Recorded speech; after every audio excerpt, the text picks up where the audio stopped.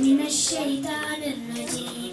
بسم الله الرحمن الرحيم. والفجر وليال عشر والشفع والوتر والليل إذا يسر هل في ذلك قسم لذي حجر.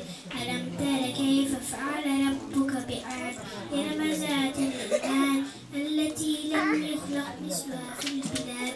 وثمود الذين جابوا الصخر بالواد وفرعون ذي الأوتاد الذين طغوا في البلاد فأكثروا فيها الفساد فصب عليهم ربك صوت عذاب إن ربك لبالمرصاد.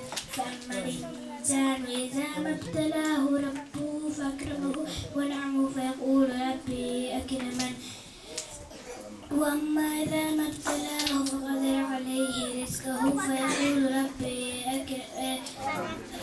أهانن. كلا بل لا تكرمون اليتيم